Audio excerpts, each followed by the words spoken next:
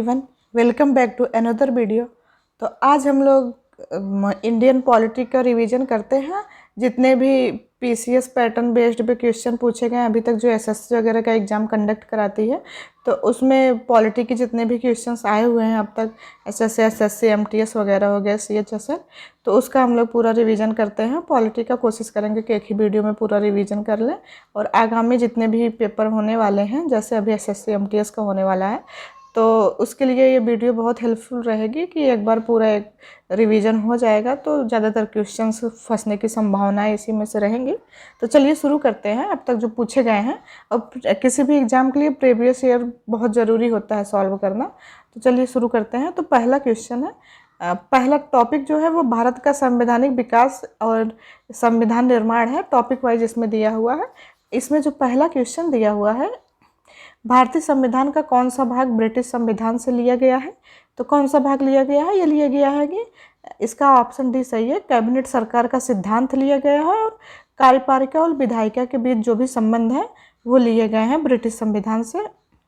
और ये भारतीय संविधान में कैबिनेट सरकार का जो सिद्धांत है और कार्यपालिका और विधायिका के बीच संबंध, ये ब्रिटिश संविधान से लिए गए हैं। इसके अतिरिक्त जो कानून द्वारा स्थापित प्रक्रिया हो गई, एकल नागरिकता हो गई। एकल नागरिकता मतलब कि सिर्फ एक ही नागरिकता, देश की नागरिकता, राज्य और देश की अलग अलग नागरिकता नहीं, एकल नागरिकता, सिर्फ देश की नागरिकता का विचार। और विधि का जो निर्माण है, द्विसदनात्मक, भी ब्रिटिश सरकार संविधान से ही लिया गया है। अच्छा, ये विधायिका और कार्यपालिका क्या है? तो ये तो बहुत बार आता है, तो हमारे दिमाग में आना चाहिए कि यह है क्या। जिसको नहीं पता है तो बता दें हम कि जो विधायिका होती है ना, ये विधायिका ये क्या करती है? ये किसी भी विधेयक को बनाती है। ये विधायिका किसी भी विधेयक को बनाती है, और उसी विधेयक को कानून के रूप में लागू करने का काम किसका होता है? वो काम कार्यपालिका का होता है कि जो ये विधेयक है इसको कानून के रूप में लागू करे। तो विधायिका और कार्यपालिका ये है। नेक्स्ट देखते हैं हम लोग, भारतीय संविधान में मौलिक अधिकारों के विचार को कहाँ से लिया गया है, किस संविधान से लिया गया? तो मौलिक अधिकार जो कि भाग 3 में दिया गया है, ये अमेरिका से लिया गया है। अमेरिका में ही सबसे पहले मौलिक अधिकार की बात की गई थी, तो ये अमेरिका से लिया गया है। और ये भाग 3 में है। कहाँ से? आर्टिकल कितना 12 से लेकर 35 तक दिया हुआ है। और इसमें जो है भारत, इसको मौलिक अधिकार को भारत का मैग्ना कार्टा की संज्ञा दी गई है। और भारतीय संविधान में मौलिक अधिकारों के विचार को अमेरिका से तो लिया ही गया है। और कुल कितने 6 मौलिक अधिकार हैं। वैसे तो पहले 7 मौलिक अधिकार थे, लेकिन 7वां जो संपत्ति का मौलिक अधिकार था उसको निकाल दिया गया है। तो अब कितने हैं? 6 संपत्ति का जो मौलिक अधिकार था वो आर्टिकल 300A में चला गया है। तो अब टोटल 6 मौलिक अधिकार हैं। कौन कौन से हैं? पहला है समता का अधिकार, ये आर्टिकल 14 से लेकर 18 तक है। दूसरा है स्वतंत्रता का अधिकार, ये आर्टिकल 19 से लेकर 22 तक है। तीसरा शोषण के विरुद्ध अधिकार, जो कि आर्टिकल 23 और 24 में है। और चौथा है धर्म की स्वतंत्रता का अधिकार, जो आर्टिकल 25 से लेकर 28 में है। और पांचवा संस्कृति और शिक्षा संबंधी अधिकार, ये आर्टिकल 29 और 30 में दिया है। संवैधानिक उपचारों का अधिकार, ये आर्टिकल 32 में दिया है। और संविधान की आत्मा डॉक्टर BR अम्बेडकर ने किस आर्टिकल को कहा है? तो आर्टिकल 32 को ही उन्होंने संविधान की आत्मा कहा है।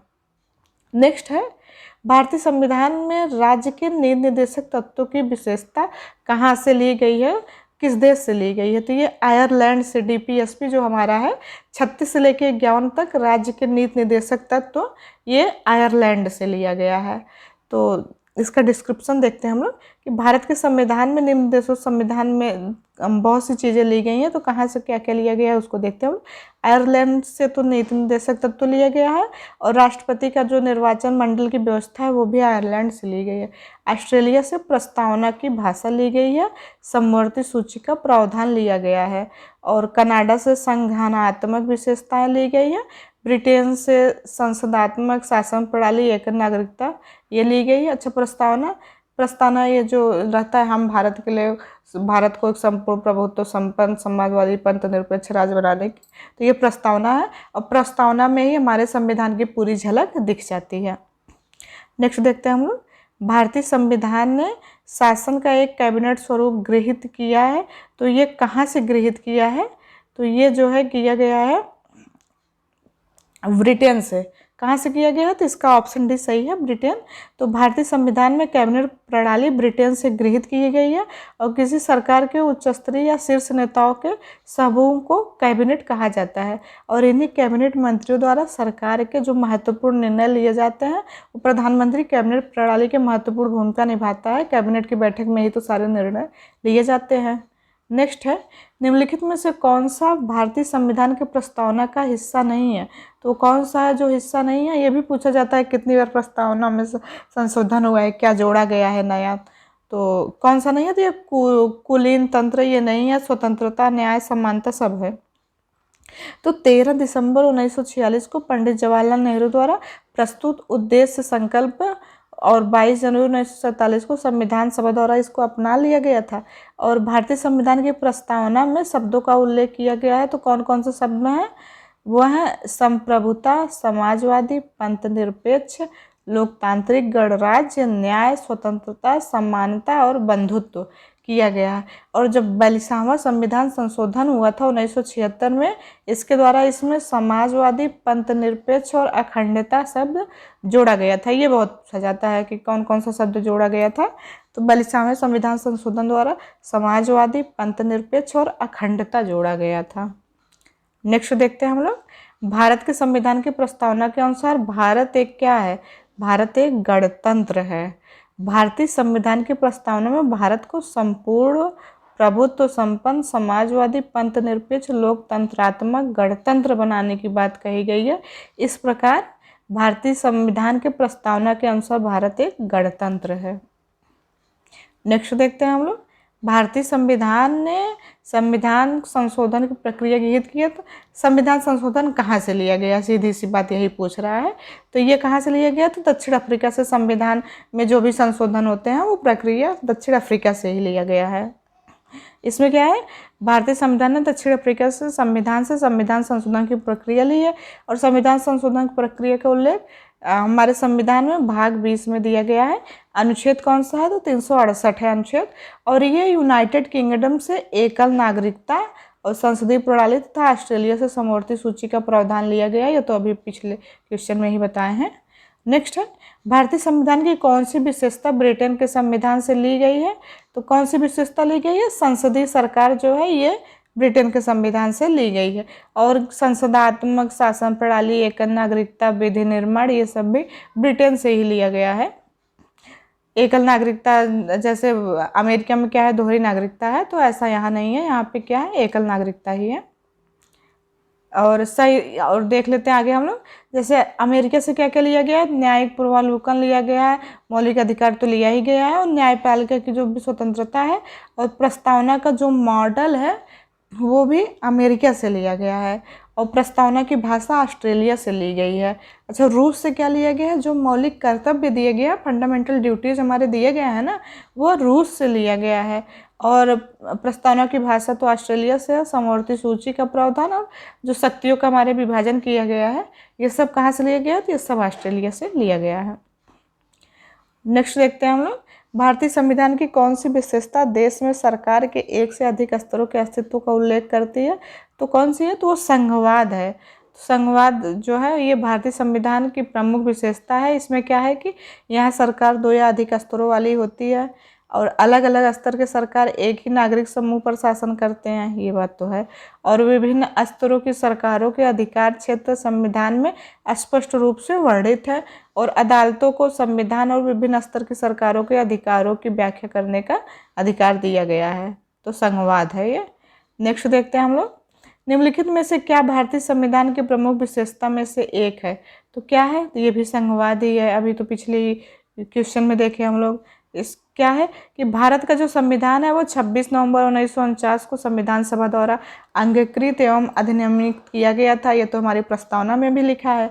और भारतीय संविधान जो है वो विश्व का सबसे लंबा लिखित संविधान है और इसकी प्रमुख विशेषताओं में समाजवादी, धर्मनिरपेक्ष, लोकतांत्रिक, गणराज्य और संघीय सरकार, स्वतंत्र न्यायपालिका, एकल नागरिकता और भी चीज़ों इसमें शामिल की गई हैं। अलग अलग देश से सारी चीज़ें, जो भी अच्छी चीज़ें थी अलग अलग देश के संविधान की, तो वो सारी चीज़ें हमारे भारतीय संविधान में ली गई हैं। नेक्स्ट देखते हैं हम लोग, निम्नलिखित में से कौन भारतीय संविधान सभा के पहले अध्यक्ष जो कि अस्थायी थे, जिसकी बैठक हुई थी 9 दिसंबर 1946 को, तो उनको बनाया गया था, तो वो डॉक्टर सच्चिदानंद सिन्हा थे। इन्हीं को बनाया गया था अस्थायी तौर पे। वहाँ पे ये सीनियर थे, वहाँ पे उस टाइम पे अनुभवी थे, तो इनको बना दिया गया था। तो सच्चिदानंद सिन्हा को 9 दिसंबर 1946 को संविधान सभा का अस्थायी अध्यक्ष बनाया गया था। और उसके बाद डॉक्टर राजेंद्र प्रसाद को 11 दिसंबर 1946 को संविधान सभा का अस्थायी अध्यक्ष चुना गया था। और भारत के संविधान का निर्माण संविधान सभा द्वारा तो किया गया था, लेकिन भारत की संविधान सभा ने संविधान के निर्माण से संबंधित विभिन्न जो कार्यों को संपादित करने के लिए अलग अलग इसमें कमेटी बना दी थी, समिति अलग अलग बना दी थी, और हर समिति के अलग अलग अध्यक्ष भी सबको बनाया गया था। और 26 नवंबर को संविधान दिवस के रूप में मनाने के लिए भारत सरकार ने निर्णय को अधिसूचित किया, क्योंकि इसी दिन भारतीय संविधान को अंगीकृत किया गया था 26 नवंबर को, इसीलिए संविधान दिवस के रूप में मनाया जाता है। नेक्स्ट देखते हैं हम लोग, भारतीय संविधान में राज्यसभा के सदस्यों के नामांकन की प्रक्रिया किस देश के संविधान से ली गई है, तो ये भी आयरलैंड से लिया गया है। और इसमें क्या, जैसे अमेरिका से तो मौलिक अधिकार लिया गया है, संविधान की सर्वोच्चता, न्यायपालिका की स्वतंत्रता, ये सब कहाँ से ली गई है, तो अमेरिका से ली गई है। हम लोग नेक्स्ट देखते हैं अब। और अमेरिका से तो इतना हो गया, ब्रिटेन से संसदीय शासन व्यवस्था, विधि निर्माण व्यवस्था, एकल नागरिकता, आयरलैंड से डीपीएसपी निर्देशक तत्व हो गए, राष्ट्रपति के निर्वाचन की जो रीति है, राज्यसभा के सदस्यों के नामांकन की जो प्रक्रिया है, और फंडामेंटल ड्यूटी जो कर्तव्य है उसका प्रावधान रूस से लिया गया है। ये चीज़ें इतनी बार आ गई हैं कि अब आपको याद हो जाना चाहिए, क्योंकि ये बार बार पेपर में पूछा जाता है। नेक्स्ट है, ब्रिटेन के किस कानून के द्वारा भारतीय प्रतिनिधियों को भारतीय विधान परिषदों, इंडियन लेजिस्लेटिव काउंसिल के चुनाव में पहली बार सीटों का आवंटन किया गया था, तो क्या था कि भारतीय परिषद अधिनियम 1892 का था, इसके द्वारा किया गया था पहली बार सीटों का आवंटन। तो भारतीय परिषद अधिनियम 1892 में सबसे महत्वपूर्ण प्रावधान निर्वाचन पद्धति की शुरुआत थी। हालांकि इसमें निर्वाचन शब्द का वर्णन नहीं था, लेकिन निर्वाचन की पद्धति जो थी वो अप्रत्यक्ष थी, और निर्वाचन सदस्यों को इसमें मनोनीत की संज्ञा दी जाती थी। नेक्स्ट देखते हैं हम लोग, भारतीय संविधान को हाथों से लिखने वाला व्यक्ति कौन था, कौन लिखे थे इसको लिखे थे प्रेम बिहारी नारायण रायजादा, इन्होंने लिखा था, जो कि इनकी राइटिंग बहुत ही सुंदर रही है, जो आप देखेंगे नेट पे तो दिख जाएगा, जो कि हाथ से लिखे थे। और इसका डिस्क्रिप्शन देखते हैं हम लोग। संविधान की मूल कॉपी को प्रेम बिहारी नारायण रायजादा द्वारा हाथों से इंग्लिश और हिंदी दोनों भाषाओं में लिखा गया था। और भारत का जो संविधान है इसको 2 वर्ष 11 माह 18 दिन लगे थे बनने में, और 26 नवंबर 1949 को यह पूरा हुआ था। लेकिन 26 जनवरी 1950 को यह भारत में यह पूर्ण रूप से लागू हुआ। भीमराव अम्बेडकर को भारतीय संविधान का जनक कहा जाता है, और वह भारतीय संविधान के मुख्य वास्तुकार थे। नेक्स्ट देखते हैं हम लोग, संविधान सभा की पहली बैठक कब हुई थी, तो ये कब हुई थी, ये दिसंबर 1946 में पहली बैठक हुई थी। और संविधान सभा की पहली बैठक 9 दिसंबर 1946 को हुई थी। मुस्लिम लीग ने इस बैठक का बहिष्कार कर दिया था, और इन्होंने अलग पाकिस्तान की मांग की थी उस टाइम पे, इसलिए बैठक में केवल कितने 211 सदस्य भाग लिए थे। और डॉक्टर सच्चिदानंद सिन्हा को जो है संविधान सभा का अस्थायी अध्यक्ष तो 9 दिसंबर को बनाया गया था, लेकिन 11 दिसंबर 1946 को डॉक्टर राजेंद्र प्रसाद को अस्थायी अध्यक्ष चुना गया था, उनको बना दिया गया था। नेक्स्ट देखते हैं हम लोग, भारत के संविधान से कई संस्थागत विवरणों और प्रक्रियाओं को लिया गया है। तो भारतीय संविधान जो भारत की जो सरकार अधिनियम एक्ट है 1935 का, इससे लिया गया है। इसका डिस्क्रिप्शन देखते हैं हम लोग। तो भारत की संविधान का जो मुख्य स्रोत है 1935 का अधिनियम है। भारत में सर्वप्रथम संघीय शासन प्रणाली की नींव रखी गई, और संघ की 2 इकाइयाँ थी, एक तो थी ब्रिटिश भारतीय प्रांत, दूसरी थी देशी रियासतें। तो संघीय व्यवस्था कभी अस्तित्व में नहीं आई, क्योंकि देशी रियासतों ने इसमें शामिल होने से इनकार कर दिया था, साफ मना कर दिया था कि हम नहीं होंगे इसमें शामिल। और जो अवशिष्ट शक्तियाँ थी वायसराय को दे दी गई। इस अधिनियम के तहत केंद्र और राज्यों को जो है के बीच जो शक्तियों का बंटवारा किया गया था, वो राज्य में द्वैध शासन समाप्त कर केंद्र में द्वैध शासन लागू किया गया था। और इस अधिनियम से केंद्र और राज्यों के बीच 3 सूचियां आई थी, एक तो संघीय सूची थी, दूसरी राज्य सूची थी, तीसरी समवर्ती सूची थी। इस आधार पर शक्तियों का बंटवारा किया गया था। जो समवर्ती सूची है इस पर राज्य और केंद्र जो है दोनों कानून इस पर बना सकते हैं। नेक्स्ट देखते हैं हम लोग, संविधान सभा का अध्यक्ष कौन बनाया गया था? तो कौन बनाया गया था? डॉक्टर राजेंद्र प्रसाद को जो है बनाया गया था। और इसमें संविधान सभा भारतीय संविधान के निर्माण के लिए बनाई गई थी और कैबिनेट मिशन की सिफारिश के आधार पर दिसंबर 1946 में संविधान सभा का गठन किया गया था। कांग्रेस के एक प्रमुख नेता थे डॉक्टर राजेंद्र प्रसाद, जिनको अस्थायी अध्यक्ष बनाया गया था। वो महात्मा गांधी और अन्य नेताओं के साथ काम किए और डॉक्टर राजेंद्र प्रसाद को 11 दिसंबर 1946 को तो अस्थायी अध्यक्ष चुना गया। और जो कि संविधान सभा के अस्थायी अध्यक्ष के तौर पर किसे चुना गया था? सच्चिदानंद सिन्हा को 9 दिसंबर को चुना गया था। अब नेक्स्ट टॉपिक है मूल अधिकार और नीति निर्देशकता। तो मौलिक कर्तव्य से जितने भी क्वेश्चन अब तक आए हुए हैं उसको देख लेते हैं हम लोग। तो इसमें है कि इनमें से कौन सा मौलिक अधिकार भेदभाव का प्रतिषेध से संबंधित है? तो कौन सा है? वो समानता का अधिकार है। ये सीधे सीधे समानता का, सबको समान नज़रों से देखा जाए तो समानता का अधिकार, सबको समान अधिकार मिले, तो यही है। इसमें क्या है कि समानता का जो मौलिक अधिकार है वो आर्टिकल 14 से लेकर 18 तक है। और इसमें भेदभाव का क्या है? प्रतिषेध क्या करता है? भेदभाव नहीं, क्योंकि सबको समान जो है नज़रों से देखा जाए, समान सबको मिले। तो इसमें क्या होता है कि संविधान में भाग 3 में अनुच्छेद 12 से लेकर 35 के अंतर्गत 6 मौलिक अधिकार प्रदान किए गए हैं और आर्टिकल 14 में विधि के समक्ष समता का अधिकार प्रदान किया गया है। और आर्टिकल जो 15 है इसमें धर्म, नस्ल, जाति, लिंग या जन्म स्थान के आधार पर भेदभाव का निषेध है कि धर्म में और जन्म स्थान, लिंग के भेदभाव नहीं किया जाएगा। और आर्टिकल 16 में लोक नियोजन के विषय में अवसर की समता दी गई है। और आर्टिकल 17 में अस्पृश्यता का अंत दिया गया है। ये पूछा जाता है अस्पृश्यता का अंत किसमें है? ये आर्टिकल 17 में दिया गया है। और आर्टिकल 18 में उपाधियों का अंत दिया गया है। तो 14 से लेकर 18 तक ये है समानता का मौलिक अधिकार। नेक्स्ट है कि शिक्षा के अधिकार को भारतीय संविधान में किस वर्ष में एक मौलिक अधिकार के रूप में जोड़ा गया था? तो कौन सा था? तो वो था 2002 में संविधान संशोधन हुआ था। 86 नंबर का जो संविधान संशोधन हुआ था, इसके द्वारा शिक्षा के अधिकार को संविधान के भाग 3 में एक मौलिक अधिकार के तहत शामिल किया गया था। और इसे अनुच्छेद 21A के अंतर्गत शामिल किया गया था, जिसमें 6 से लेकर 14 वर्ष के जो बच्चे हैं उनके शिक्षा के अधिकार को एक मौलिक अधिकार बना दिया गया था। और शिक्षा के अधिकार पर पहला आधिकारिक दस्तावेज वर्ष 1990 में राममूर्ति समिति की रिपोर्ट थी। और तपस मजुदार समिति जो 1999 में वो आर्टिकल 21 में शामिल करने की अनुशंसा की थी उन्होंने। तो कौन सा संविधान संशोधन है? 86 नंबर का संविधान संशोधन है, जो कि 21 में जोड़ा गया था 6 से लेकर 14 वर्ष तक के बच्चों के लिए। नेक्स्ट है, निम्नलिखित में से कौन सा मौलिक अधिकार अल्पसंख्यकों के हितों की सुरक्षा से संबंधित है? तो वो कौन सा मौलिक अधिकार है? शैक्षणिक और सांस्कृतिक अधिकार, शोषण के खिलाफ अधिकार, स्वतंत्रता का अधिकार, समानता का अधिकार। तो कौन सा मौलिक अधिकार है वो जो है समानता का अधिकार है।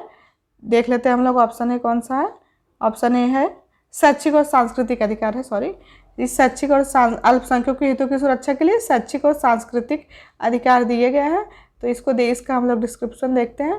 तो इसमें है कि भारतीय संविधान के अनुच्छेद 12 से लेकर 35 तक भाग 3 के अंतर्गत मौलिक अधिकारों का उल्लेख किया गया है, जिसमें संस्कृति और शिक्षा संबंधी अधिकार के अंतर्गत आर्टिकल 29 में अल्पसंख्यक जो कि वर्गों के हितों का संरक्षण है प्रावधान किया गया है। तथा आर्टिकल 30 के अंतर्गत शिक्षा संस्थाओं की स्थापना और प्रशासन करने का अल्पसंख्यक वर्गों के अधिकार का प्रावधान किया है। ध्यातव्य है कि जो भारत का संविधान है वो भारतीय नागरिकों को 6 मौलिक अधिकार प्रदान करता है। अभी हम लोग पीछे देखे 6 मौलिक अधिकार कौन कौन से थे। नेक्स्ट है, भारतीय संविधान के अनुसार वर्ष से कम उम्र के किसी भी बच्चे को किसी कारखाने या खदान में काम करने के लिए अन्य खतरनाक रोजगार में नहीं लगाया जा सकता। तो कितने वर्ष? तो 14 साल। कितना है? 14 साल है। तो भारतीय संविधान आर्टिकल जो 24 है वो किसी फैक्ट्री, खान अथवा अन्य जो संकट वाली जगह है वहाँ पे गतिविधियों तथा निर्माण कार्य या रेलवे में 14 वर्ष से कम उम्र के बच्चों के नियोजन का प्रतिषेध है, उनको वहाँ पे काम पे नहीं रखा जा सकता।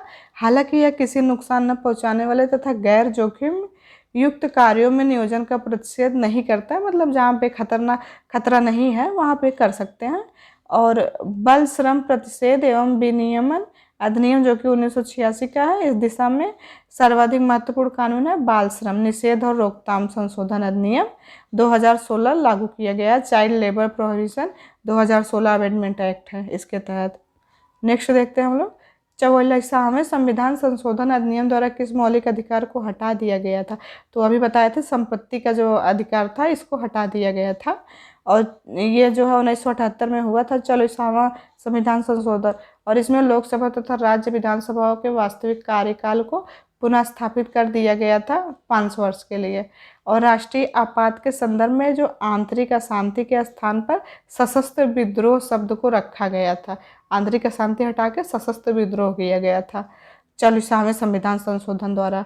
और मौलिक अधिकारों की सूची में जो संपत्ति के अधिकार को समाप्त कर दिया गया था उसे केवल एक विधिक अधिकार के रूप में रखा गया था। और अनुच्छेद जो 20 तथा 21 द्वारा प्रदत्त मूल अधिकारों को वो राष्ट्रीय आपातकाल के दौरान निलंबित नहीं किए जाने की व्यवस्था 44वें संविधान संशोधन द्वारा आर्टिकल 20 और 21 में किया गया था। यह निलंबित नहीं होगा, राष्ट्रीय आपात लगेगा तब भी।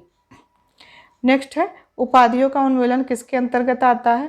तो किसके अंतर्गत आता है 14 से लेकर 18 तक जो समता का अधिकार है, आर्टिकल 18 में उपाधियों का अंत है तो समता के अधिकार के अंतर्गत आता है। इसमें क्या है कि उपाधियों का जो उन्मूलन समानता के अधिकार के अंतर्गत आता है। इसके अंतर्गत 14 से लेकर 18 तक कुल 5 अनुच्छेद आते हैं। और भारतीय संविधान का जो 18वां अनुच्छेद है वो उपाधियों के उन्मूलन की बात करता है। कोई भी भारतीय नागरिक किसी विदेशी सरकार या संस्था से कोई उपाधि ग्रहण नहीं कर सकता। राज्य शिक्षा व सैन्य संबंधी सम्मान के अलावा कोई और उपाधि प्रदान नहीं करेगा। कौन कौन सी प्रदान कर सकता है, राज्य शिक्षा और सैन्य संबंधी सम्मान दिए जा सकते हैं। नेक्स्ट है निम्नलिखित में से कौन सा मौलिक अधिकार मानव तस्करी, बेगार और अन्य प्रकार के जबरन श्रम को प्रतिबंधित करने से संबंधित है। तो कौन सा है वो है शोषण के विरुद्ध अधिकार जो है यही है। तो शोषण के विरुद्ध जो अधिकार है वो मौलिक अधिकार आर्टिकल 23 और 24 के अंतर्गत आता है।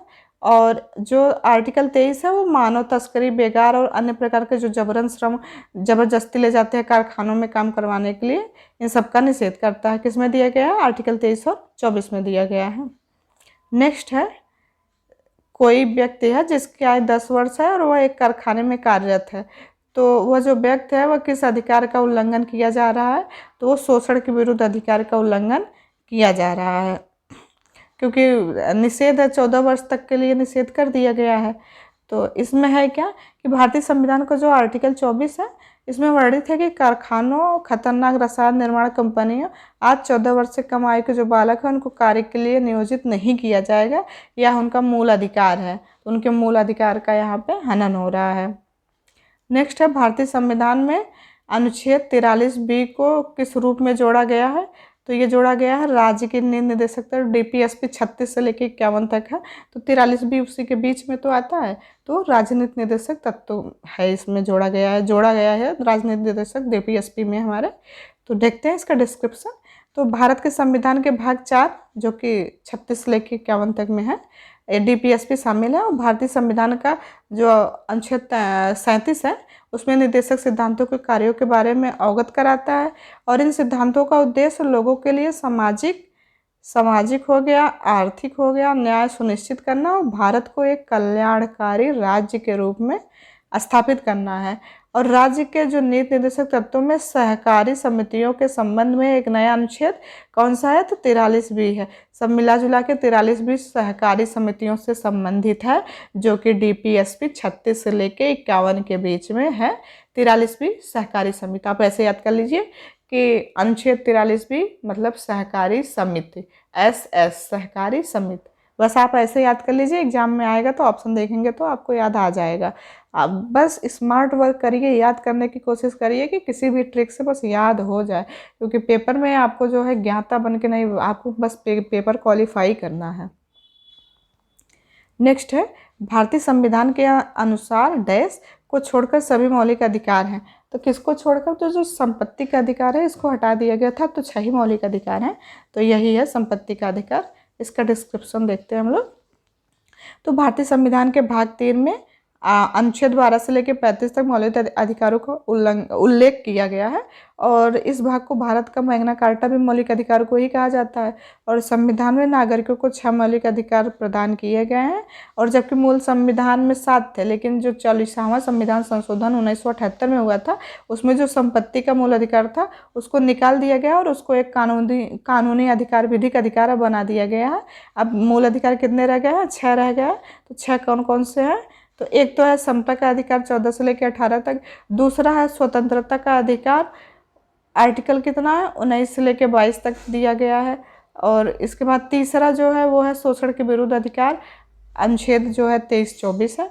धार्मिक स्वतंत्रता का अधिकार 25 से लेकर 28 तक दिया गया है। संस्कृति एवं शिक्षा संबंधी अधिकार ये 29-30 है और ये इसको अभी हटा दिया गया है। तो संवैधानिक उपचारों का अधिकार जो था ये अनुच्छेद ये इसको नहीं, संपत्ति का जो अधिकार था इसको हटाया गया था। ये तो 7वां, ये 6वां, ये तो है अभी संवैधानिक उपचारों का अधिकार अनुच्छेद 32 में ये है अभी। जो हमारा संपत्ति का अधिकार था इसको हटाया गया है, संपत्ति के अधिकार को हटा दिया गया है। अब इसको आर्टिकल जो है 300A में इसको जोड़ा गया है और इसको एक विधिक अधिकार बनाया गया है।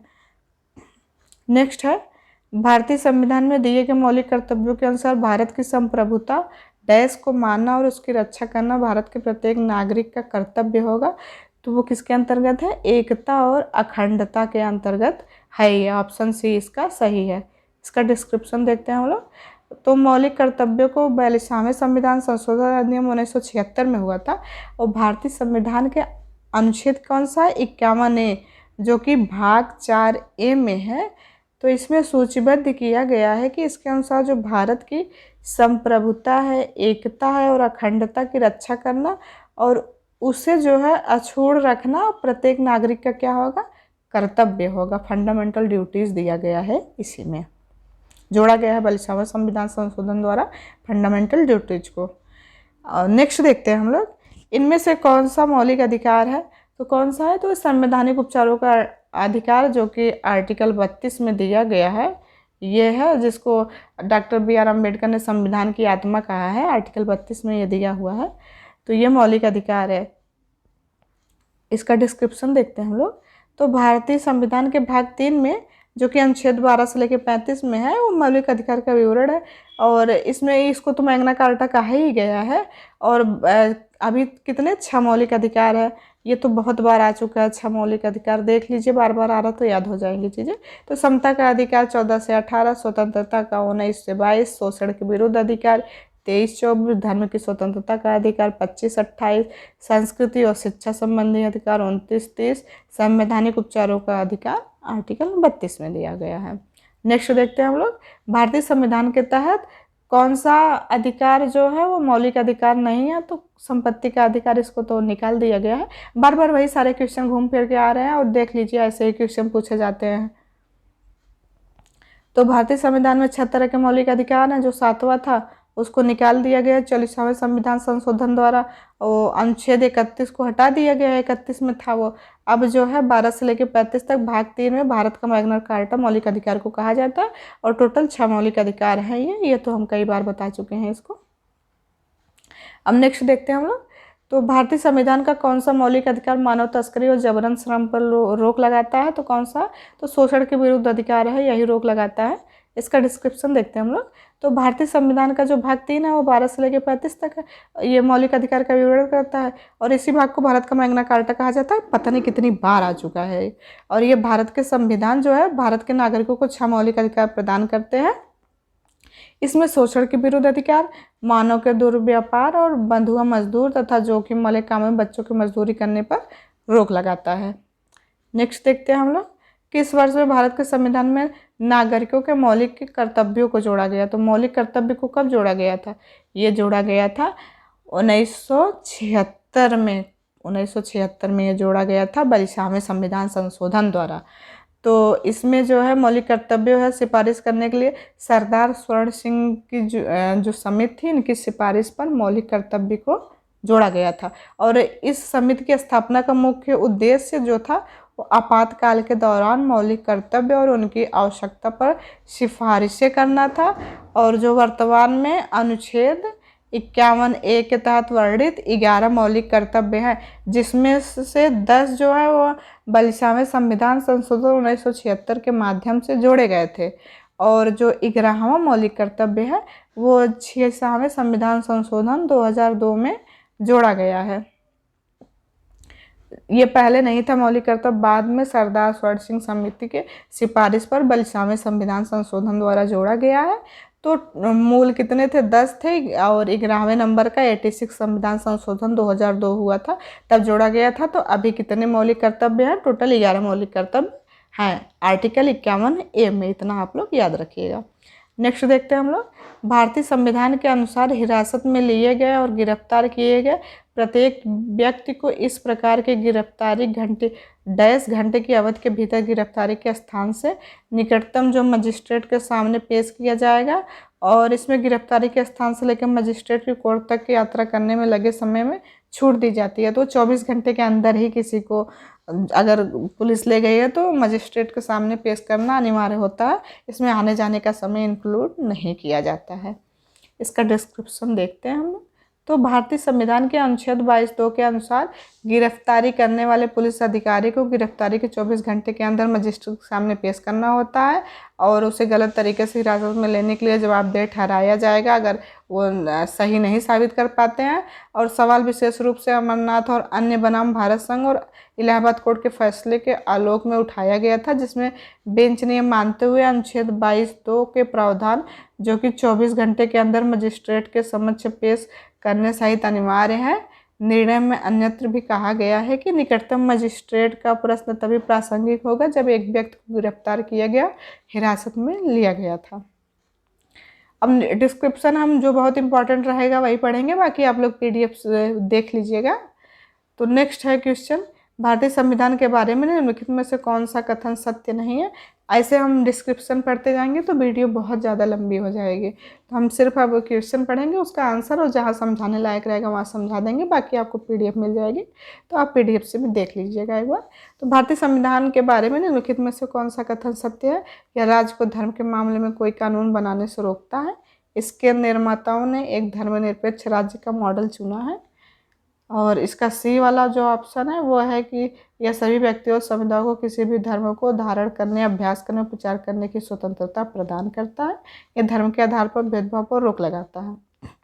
तो इसका ऑप्शन A ही सही है। तो ऑप्शन A इसका दिया क्या गया है?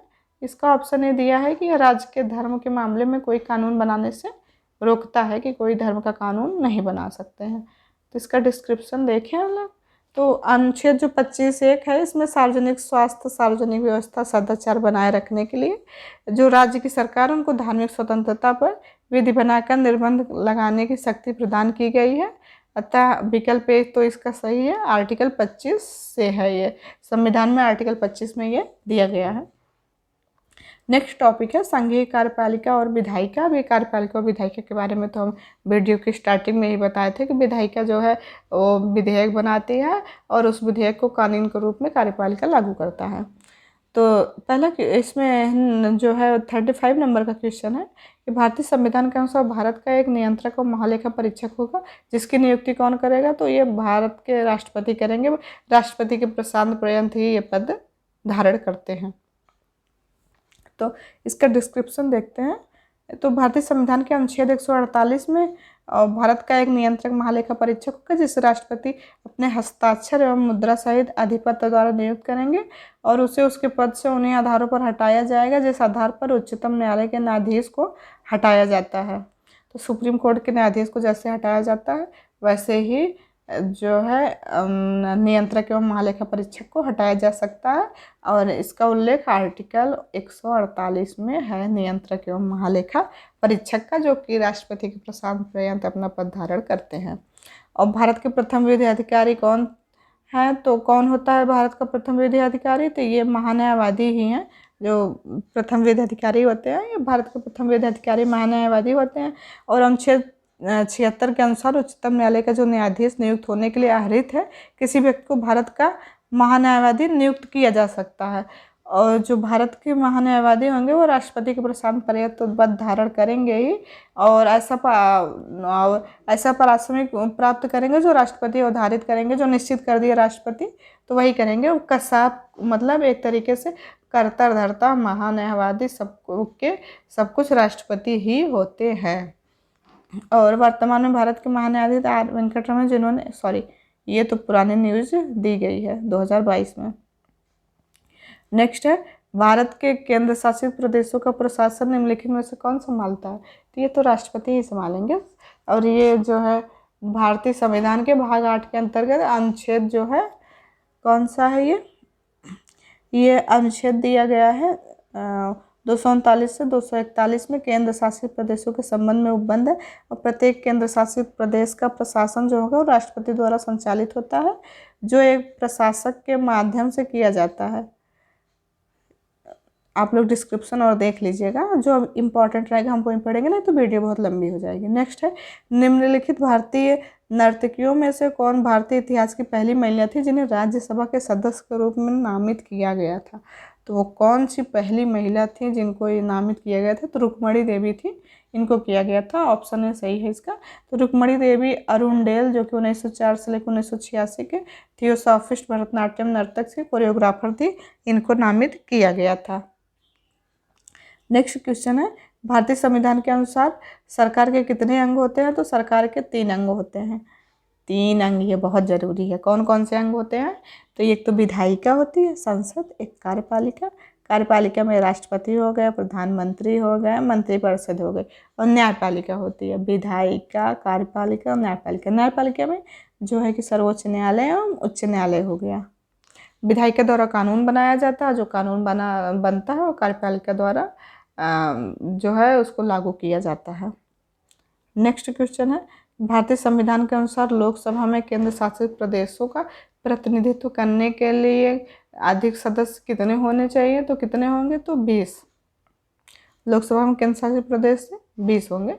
तो जो अनुच्छेद 81 है, लोकसभा की संरचना की प्रक्रिया इसमें दी गई है, और इसमें राज्यों के लिए कितने 530 व केंद्र शासित प्रदेशों के लिए अधिकतम 20 सदस्यों का प्रावधान किया गया है। तो और अनुच्छेद 80 में जो है राज्यसभा की संरचना एवं अनुच्छेद 79 में संसद का गठन है। तो सीधे सीधे आप ऐसे याद कर लीजिए, सरला, ये सरला हो गया, ये हो गया संसद। कौन सा आर्टिकल है? आर्टिकल 79 हो गया। र से राज्यसभा 80 और ल से लोकसभा 81। तो 79, 79, 80, 81 आर्टिकल, सरला, संसद, राज्यसभा, लोकसभा, ऐसे याद कर लीजिए आप लोग। नेक्स्ट है, राज्यसभा का सदस्य बनने के लिए किसी भी व्यक्ति का भारतीय नागरिक और कम से कम कितनी आयु होनी चाहिए? तो राज्यसभा के सदस्य बनने के लिए आयु कितनी होनी चाहिए? 30 वर्ष होनी चाहिए, और राष्ट्रपति बनने के लिए 35 वर्ष होनी चाहिए। नेक्स्ट देखते हैं हम लोग। और जो है राज्यसभा में 12 सदस्यों को राष्ट्रपति मनोनीत करते हैं। नेक्स्ट क्वेश्चन है कि भारत के राष्ट्रपति जो एंग्लो इंडियन समुदाय के अधिकतम सदस्यों को लोकसभा में मनोनीत कर सकते हैं यदि उनकी राय में इसका पर्याप्त प्रतिनिधित्व नहीं है, तो कितने को कर सकते हैं? अधिकतम 2 को कर सकते हैं। तो अनुच्छेद 331 के अनुसार राष्ट्रपति को प्रतीत होता है कि जो एंग्लो इंडियन समुदाय को लोकसभा में प्रतिनिधित्व कम है, तो जो है वह अधिकतम 2 सदस्य को मनोनीत कर सकते हैं। और 104वां संविधान संशोधन 2019 के द्वारा लोकसभा और राज्य विधानसभाओं में एंग्लो इंडियन के लिए सीटों के जो आरक्षण था उसको समाप्त हटा दिया गया है। अब SC और ST के लिए आरक्षण को 10 वर्ष के लिए बढ़ा दिया गया है, एंग्लो इंडियन के आरक्षण को हटा करके। नेक्स्ट क्वेश्चन देखते हैं हम लोग। नेक्स्ट है कि संसद के 17 अवसान और नए सत्र के पुनर्गठन के मध्य की अवधि कितनी होनी चाहिए? जो अवधि होती है वो क्या कहलाती है? जो संसद के 17 अवसान और नए सत्र के पुनर्गठन के मध्य की जो अवधि होती है उसको क्या कहा जाता है? तो उसको कहा जाता है मध्यावकाश। मध्य का जो अवकाश होता है, तो संसद के 17 अवसान और नए सत्र के पुनर्गठन के मध्य की अवधि मध्यावकाश कहलाती है। और संसद के सत्र का जो 17 अवसान और विघटन के संबंध में कौन सा आर्टिकल है? तो 85 में प्रावधान किया गया है। और जो 17 अवसान दौरान न केवल बैठक बल्कि सदन के सत्र को भी समाप्त किया जाता है। 17 अवसान की कार्रवाई जो होती है राष्ट्रपति द्वारा की जाती है, और संसद के एक वर्ष में 3 सत्र होते हैं, 2 सत्रों के मध्य 6 माह से अधिक अंतराल नहीं होना चाहिए। नेक्स्ट है, भारत के संविधान के अनुसार भारत के राष्ट्रपति अपना पद ग्रहण करने की तिथि से किस अवधि तक पद धारण कर सकते हैं। तो 5 वर्ष के लिए तो यहाँ बनते ही हैं, 5 वर्ष बाद तो चुनाव होता ही है।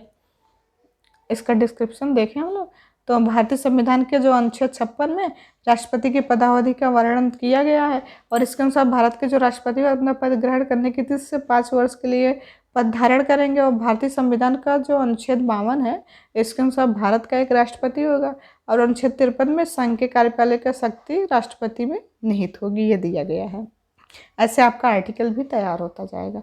नेक्स्ट है, राज्यसभा की जो अध्यक्षता देश द्वारा की जाती है, जबकि लोकसभा की अध्यक्षता देश द्वारा की जाती है। तो राज्यसभा की जो अध्यक्षता होती है वो तो उपराष्ट्रपति होते हैं, और लोकसभा के जो अध्यक्ष होते हैं वो सभापति होते हैं, जो कि वही लोकसभा में से अध्यक्ष और उपाध्यक्ष चुने जाते हैं लोकसभा सदस्यों में से ही। तो राज्यसभा के जो अध्यक्ष राष्ट्रपति द्वारा होते हैं, उपराष्ट्रपति द्वारा किया जाता है, जबकि लोकसभा के जो अध्यक्ष होते हैं वो सभापति लोकसभा का अध्यक्ष होते हैं। और भारतीय संविधान का आर्टिकल जो 80 है वो राज्यसभा से संबंधित, 81 लोकसभा से संबंधित है, और जो आर्टिकल 63 है वो भारत के उपराष्ट्रपति के बारे में बताता है, और जो आर्टिकल 64 है वो उपराष्ट्रपति राज्यसभा का पदेन अध्यक्ष होगा, और जो आर्टिकल 65 है वो राष्ट्रपति की अनुपस्थिति में जो है उपराष्ट्रपति राष्ट्रपति के रूप में कार्य करेगा, ये दिया गया है। संसद का जो सत्र है ये जो है शुरू होता है, तो किससे शुरू होता है, तो प्रश्नकाल से शुरू होता है। सबसे पहले प्रश्नों का काल होता है, तो संसद का जो सत्र होता है प्रश्नकाल से शुरू होता है। इसके बाद शून्यकाल आता है, पहले प्रश्नकाल फिर शून्यकाल। और शून्यकाल जो है ये भारत की ही देन है, यह और देशों में नहीं है, भारत ने ही शुरू किया था। और इसमें बिना किसी पूर्व सूचना के मंत्रियों ने सदस्यों से प्रश्न पूछा जाता है, ये सही है, सूचना नहीं दी जाती है, फटाक से प्रश्न पूछ लिया जाए खड़े होकर। और प्रश्नकाल में सदस्यों द्वारा तारांकित और अतारांकित प्रश्नों के माध्यम से सदस्यों से जवाब मांगा व दिया जाता है। सामान्यतः संसद के 3 सत्र, बजट सत्र, मानसून और शीतकालीन सत्र का आयोजन किया जाता है, और 6 महीने का गैप नहीं होना चाहिए 2 सत्रों के बीच में। नेक्स्ट है, भारतीय संविधान के अनुसार प्रधानमंत्री की नियुक्ति किसके द्वारा की जाती है। लोकसभा अध्यक्ष, मंत्रिपरिषद, भारत के राष्ट्रपति, भारत के मुख्य न्यायाधीश। तो प्रधानमंत्री जी की नियुक्ति की जाती है किसके द्वारा, तो राष्ट्रपति द्वारा की जाती है। आर्टिकल जो 75 है 1 के अनुसार प्रधानमंत्री की नियुक्ति राष्ट्रपति द्वारा की जाएगी, और अन्य मंत्रियों की नियुक्ति राष्ट्रपति जो है वो प्रधानमंत्री की सलाह पे करते हैं। प्रधानमंत्री जी जाके हमारे सलाह देते हैं कि इनको मंत्री बनाया जाए, तो राष्ट्रपति जी हमारे नियुक्त करते हैं। और प्रधानमंत्री सरकार का वास्तविक प्रमुख तो होता ही है, जबकि राष्ट्रपति राष्ट्र का संवैधानिक प्रमुख होता है। और भारतीय संविधान 26 नवंबर 1949 को लागू किया गया था। नेक्स्ट क्वेश्चन है, भारत के संविधान में कहा गया है कि कोई भी व्यक्ति भारत के राष्ट्रपति के रूप में चुनाव के लिए तब तक योग्य नहीं होगा जब तक वो इतने वर्ष की आयु पूरी नहीं कर लेता। सीधी सी बात वही है, राष्ट्रपति बनने के लिए कितनी वर्ष होना चाहिए, कितनी आयु होनी चाहिए, सीधा यही पूछना चाह रहा है। तो कितनी होनी चाहिए, तो 35 वर्ष होनी चाहिए। और भारत के राष्ट्रपति भारत के जो गणराज्य के कार्यपालिका के प्रमुख होते हैं, और ये संघ के सभी कार्यपालिका कार्य उनके नाम से, तो राष्ट्रपति के नाम से ही तो सारे काम होते हैं। और अनुच्छेद जो 53 है वो संघ की कार्यपालिका शक्ति राष्ट्रपति में निहित है, इसमें ये दिया गया है 53 में। और भारत के जो राष्ट्रपति का चुनाव हो वह अनुच्छेद 55 के अनुसार आनुपातिक प्रतिनिधित्व प्रणाली एकल संक्रमणीय मत पद्धति के द्वारा होती है। और भारत का कोई नागरिक जिसकी उम्र 35 साल या उससे अधिक है वह उम्मीदवार हो सकता है, ऐसा नहीं है कि यही व्यक्ति होगा, कुछ भी नहीं, कोई भी हो सकता है जो 35 साल का हो गया। नेक्स्ट है जो है कि ये अमित भारत में लोकसभा चुनाव लड़ना चाहता है, निर्वाचन क्षेत्रों की अधिकतम सीमा कितनी है जहाँ जहाँ से वह चुनाव लड़ सकता है, तो कितनी है, तो वो 2 हैं। क्या है कि वर्तमान में कोई भी प्रत्याशी लोकसभा या विधानसभा के लिए 2 सीटों से चुनाव लड़ सकता है, और दोनों जगह से जीतने पर 1 सीट उसे छोड़नी पड़ती है। जनप्रतिनिधि तो अधिनियम के द्वारा जो 33(7) है यह व्यवस्था की गई है कि कोई भी व्यक्ति 2 सीटों से आम चुनाव द्वारा द्विवार्षिक चुनाव लड़ सकता है। तो 2 जगह से लड़े, और भाई अगर जीत रहा है तो 1 जगह की सीट उसको छोड़नी पड़ेगी। नेक्स्ट क्वेश्चन है कि अधिनियम बनने के लिए भारत की संसद के दोनों सदनों में जिसका पारित होना आवश्यक हो उस विधायी प्रस्ताव के मसौदे को क्या कहा जाता है? तो उसको क्या कहा जाएगा? तो बिल ही तो कहा जाएगा उसको। इसका डिस्क्रिप्शन देखते हैं हम लोग। तो अधिनियम बनने के लिए जो भारत की संसद के दोनों सदनों में पारित होना आवश्यक है उस विधायी प्रस्ताव के मसौदे को बिल कहा जाता है। और बिल चार टाइप का हो जाता है। कौन कौन सा है? तो साधारण विधेयक ये अनुच्छेद 107 और 8 में है। धन विधेयक 109 में दिया गया। वित्तीय विधेयक 117 में। संविधान संशोधन विधेयक 368 में दिया गया है। तो 4 प्रकार के हैं ये बिल। नेक्स्ट है डैश, किसी सदस्य द्वारा सदन के समक्ष किसी मामले पर बहस को संक्षिप्त करने के लिए पेश किया गया एक प्रस्ताव है। तो क्या है वो है समापन। तो इसको देखते हैं हम लोग कि किसी सदस्य द्वारा सदन के समक्ष किसी मामले पर बहस को संक्षिप्त अथवा कम करने के लिए पेश किया गया प्रस्ताव समापन प्रस्ताव कहलाता है।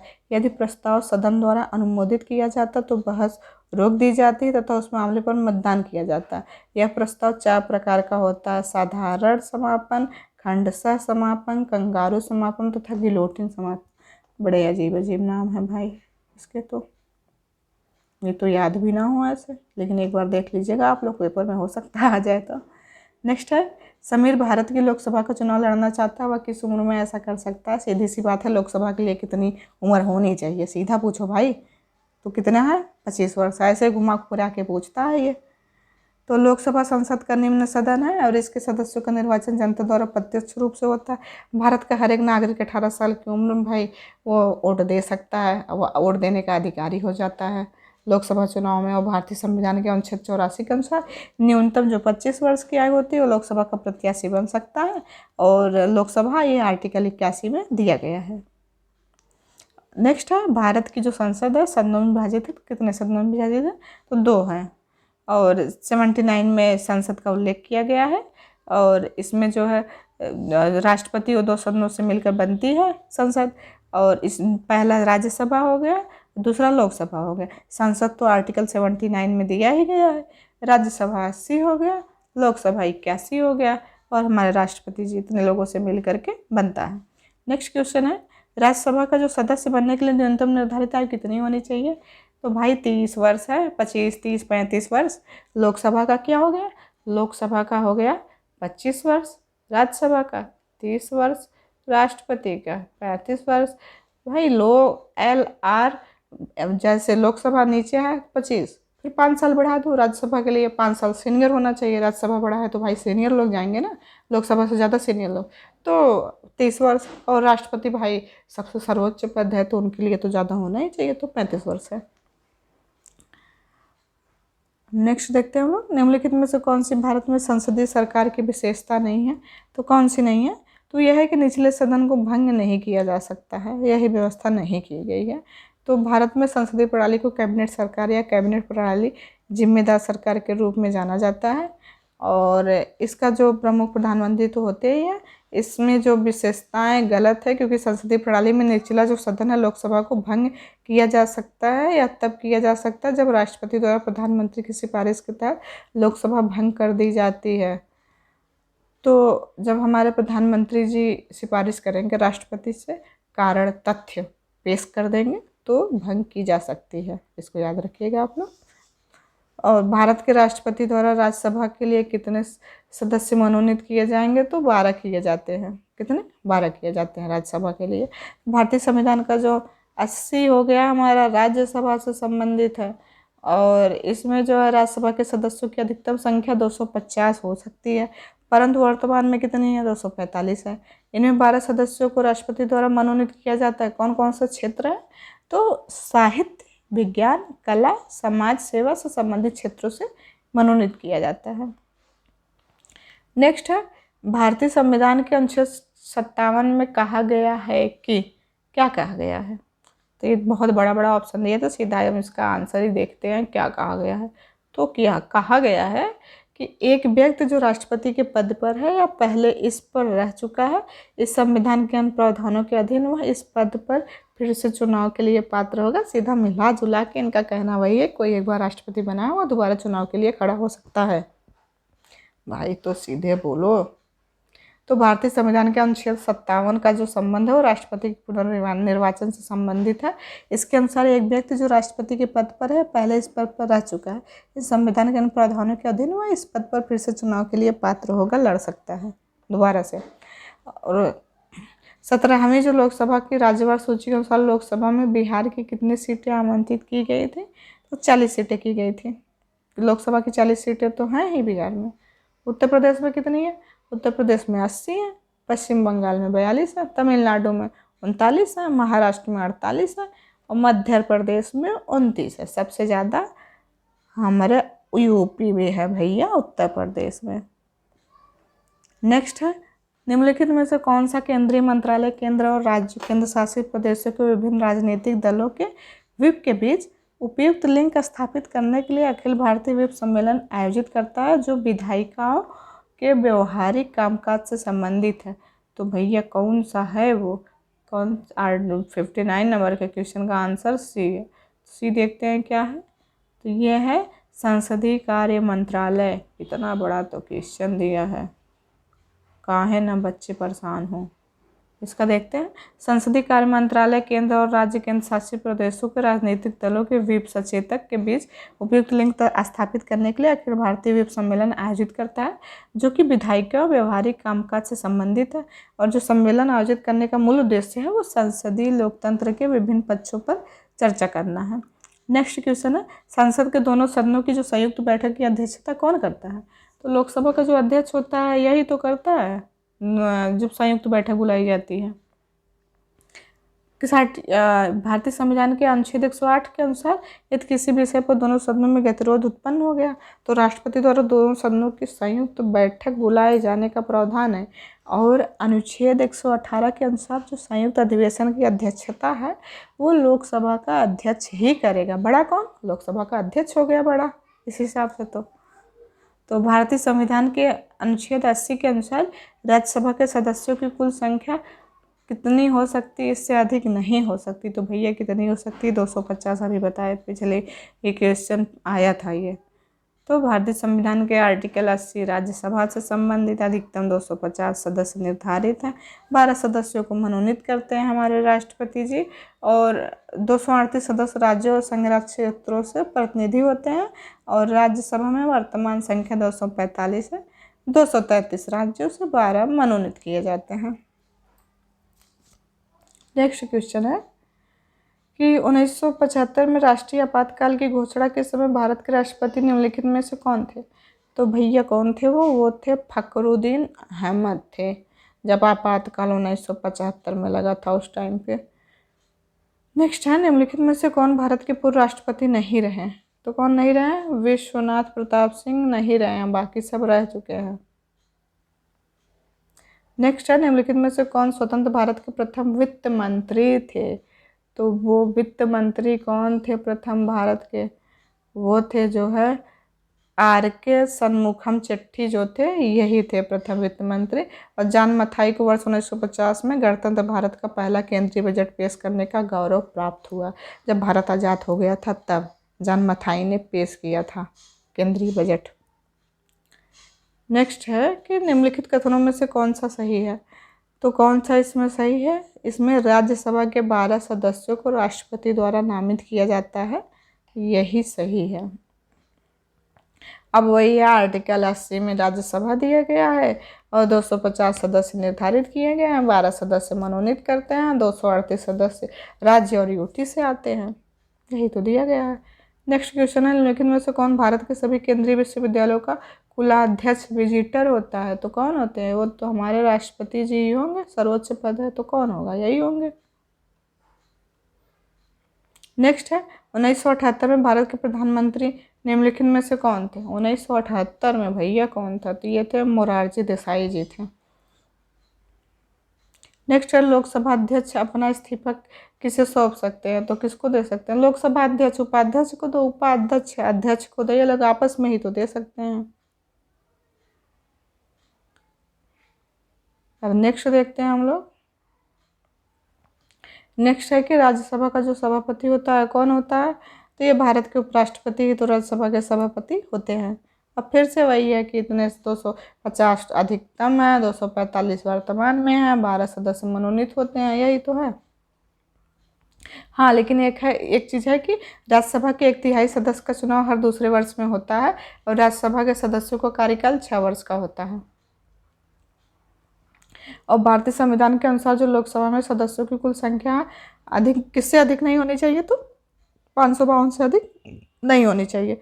530 सदस्य जो तो राज्यों का प्रतिनिधित्व करते हैं, 20 सदस्य यूटी के होते हैं, और इसमें जो है 2 एंग्लो इंडियन को किया जाता था, जो कि ये प्रावधान नहीं रहा। 104वें संविधान संशोधन द्वारा इसको हटा दिया गया। 80 और एसटी की सीटों को 10 वर्ष के लिए बढ़ा दिया गया है आरक्षण। नेक्स्ट है, भारत के संविधान के किस नियम के तहत लोकसभा में चर्चा के समक्ष औपचारिक प्रस्ताव शामिल नहीं है? तो कौन सा शामिल नहीं है? तो नियम 193। तब इसको देख ही लेते हैं हम लोग क्या है। तो नियम 193 के अधीन चर्चा में लोकसभा के समक्ष औपचारिक प्रस्ताव शामिल नहीं है। अतः इस नियम के अधीन जो है चर्चा के पश्चात कोई मतदान नहीं हो सकता। सूचना देने वाला सदस्य एक संक्षिप्त वक्तव्य दे सकता है और ऐसे सदस्य जिन्होंने अध्यक्ष को पहले सूचित किया हो चर्चा में भाग लेने की अनुमति दी जाती है। जिस सदस्य ने चर्चा उठाई उसको उत्तर देने का कोई अधिकार नहीं होता है। और ये कब पूछा गया था? ये भैया एमटीएस के पेपर में पूछा गया था 2021 अक्टूबर में, 26 अक्टूबर को जो पेपर हुआ था। इतने खतरनाक क्वेश्चन आते हैं। जवाहरलाल नेहरू की मृत्यु के बाद निम्नलिखित में से कौन भारत के कार्यवाहक प्रधानमंत्री बने थे? तो गुलजारी लाल बने थे उनकी मृत्यु के बाद। नेक्स्ट है, 17वीं लोकसभा में महिला सांसदों की कुल संख्या कितनी थी? तो कितनी थी? ये थी टोटल 78 थी। नेक्स्ट है, संविधान के अनुच्छेद 280 के तहत भारत के वित्त आयोग का गठन किसके द्वारा किया गया? तो ये हमारे राष्ट्रपति द्वारा। सर्वोच्च यही है, जब ना आए तो राष्ट्रपति दिखे तो मार दो ऑप्शन में, जब ना आए कुछ तब। तो भारतीय संविधान के अनुच्छेद 280 एक वैसे पढ़ के करिएगा, ऐसा नहीं है। अंतर्गत यह प्रावधान किया गया कि राष्ट्रपति इस संविधान के प्रारंभ से 2 वर्ष के भीतर और उसके बाद प्रत्येक 5 वर्ष की समाप्ति पर या पहले उस समय पर जिसे राष्ट्रपति आवश्यक समझे एक वित्त आयोग का गठन किया जाएगा, जिसमें राष्ट्रपति द्वारा नियुक्त अध्यक्ष और 4 अन्य सदस्य होंगे। नेक्स्ट क्वेश्चन है, निम्नलिखित में से कौन सा सरकारी प्राधिकारी भारत के मुख्य चुनाव आयुक्त की नियुक्ति कर सकता है? तो कौन कर सकता है? ये हमारे राष्ट्रपति ही कर सकते हैं। सीधा राष्ट्रपति मारो आंख बंद करके। अच्छा, राष्ट्रपति, इनका कार्यकाल जो होता है 6 वर्ष या 65 वर्ष किया है, दोनों में से जो पहले हो जाए वही। नेक्स्ट है, राज्य की कार्यपालिका एवं विधायिका से क्वेश्चन देखते हैं हम लोग। तो इसमें 76 नंबर का जो क्वेश्चन है, भारतीय संविधान के अनुसार भारत में राज्य विधानसभा का कार्यकाल कितना होता है? तो ये 5 वर्ष का होता है, ज़्यादातर 5 ही वर्ष का होता है। और इसमें जो है विधानसभा के विभिन्न राज्यों में निचला सदन भी कहा जाता है। और सदस्यों का जो चुनाव होता है वो 18 वर्ष की आयु से अधिक आयु वाले लोग प्रत्यक्ष रूप से करते हैं। और भारतीय संविधान के अनुसार जो सदस्यों की संख्या 500 से अधिक तथा 60 से कम नहीं हो सकती। हालांकि कुछ छोटे राज्य हैं वो अपवाद हैं, जैसे गोवा में 40 है, मिजोरम में 40, सिक्किम में 32, पुदुचेरी में 30। और अनुच्छेद 172 के अंतर्गत प्रत्येक विधानसभा का कार्यकाल 5 वर्ष का होता है और आपातकाल के दौरान इसके सत्र को बढ़ाया जा सकता है या इसे भंग भी किया जा सकता है। बढ़ाया जाएगा या भंग कर दिया जाएगा, घटाया नहीं जाएगा। और नेक्स्ट है कि छोटे राज्यों के कुछ अपवादों के अतिरिक्त राज्य विधानसभा में सदस्यों की संख्या कितनी? तो ये 60 से 500, अभी मिनिमम 60, मैक्सिमम 500। कुछ अपवाद तो हर जगह होते हैं, तो अपवाद है ही। तो भारत के नेक्स्ट कि भारत के संविधान के अनुसार प्रत्येक राज्य की प्रत्येक विधानसभा जब तक कि जल्द ही भंग न हो जाए अपनी पहली बैठक के लिए नियत तिथि तक जारी रहेगी। तो कब तक जारी रहती है? 5 साल तक का तो होता है ये, तो 5 साल तक के लिए जारी ही रहेगा। नेक्स्ट है, भारतीय संविधान के अनुसार भारत में राज्य विधान परिषद के सदस्यों का कार्यकाल कितना होना चाहिए? तो राज्य की जो विधानसभा है कितना? 6 वर्ष होना चाहिए इनका। आर्टिकल 169 में राज्य विधानसभाओं का सृजन तथा 171 में विधान परिषदों की संरचना का उल्लेख किया गया है। नेक्स्ट है, निम्नलिखित में से किस राज्य के राज्य विधानमंडल में 2 सदन है? तो महाराष्ट्र में। ऐसे तो कई हैं, महाराष्ट्र है। और देख लेते हैं कौन कौन से और है। 6 राज्य विधानमंडल द्विसदनीय है। एक तो यूपी है, बिहार है, महाराष्ट्र, कर्नाटक, आंध्र प्रदेश और तेलंगाना है। यहाँ द्विसदनीय व्यवस्था की गई है।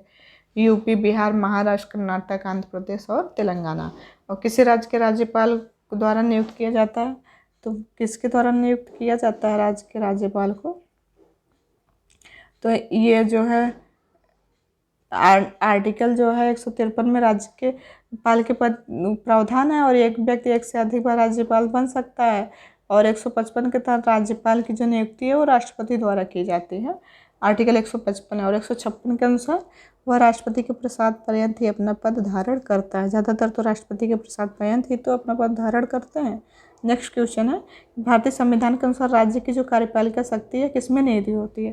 तो राज्य के राज्यपाल में निहित होती है। राज्य की कार्यपालिका है तो केंद्र की होता तो राष्ट्रपति में निहित हो जाती।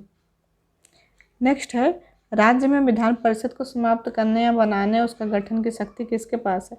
तो संसद के पास ही तो रहेगी। सबसे सर्वोच्च संसद ही तो सबसे मिलकर बना है। नेक्स्ट है, निम्नलिखित में से किस राज्य के राज्य विधानमंडल में एक सदन है? तो कहाँ पे है? गुजरात। इन सब जगह तो अभी बताया कि 2 सदनीय व्यवस्था है यहाँ पे।